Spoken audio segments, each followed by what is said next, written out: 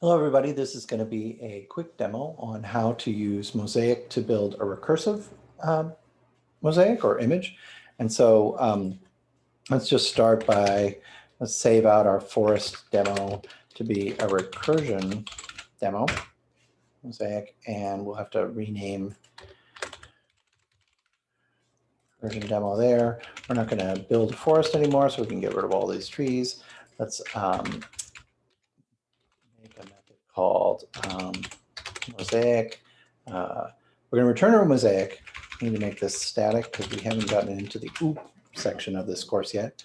And so, and by OOP, I mean object-oriented. That'll sort of like when you start building OOP things, you'll take out static and have instance variables and instance methods. It'll be exciting and fun.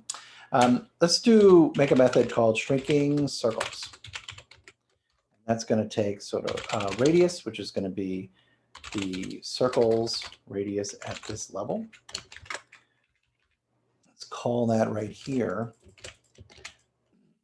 And let's just do the first thing. Let's just make an outline circle. We've done filled things before. Let's just make an outline circle to start. This thing is asking for a radius.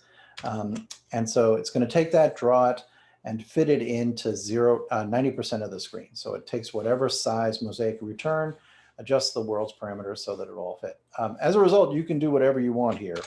Not whatever you want, but you can say 10, it'll do the same thing. This is now at 10 units across, but it doesn't matter because this show centered is going to fit it into the thing. Let's do 1 because sometimes that's the easiest number to understand, I think. 1.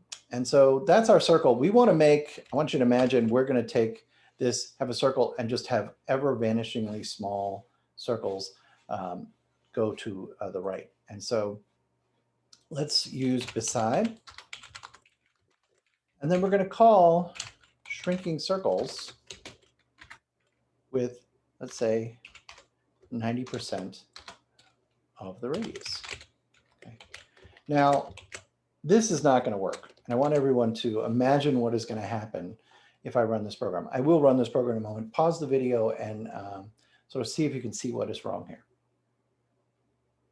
Okay, and we're back. And so hopefully a lot of you sort of realize that we don't have a base case. And when you don't have a base case in a recursive program, that usually goes very poorly and always goes very poorly. And so you can see we have this what's called a stack overflow error.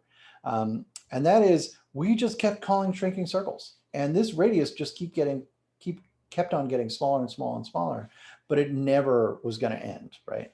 And so what we need is base case. So let's put in a base case. And let's say, like, if the radius gets really small, like let's say less than 0.1 or 0.1, right?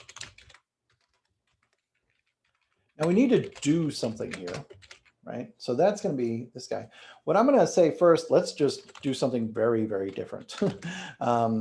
Let's return a filled square that is the radius in its half side length.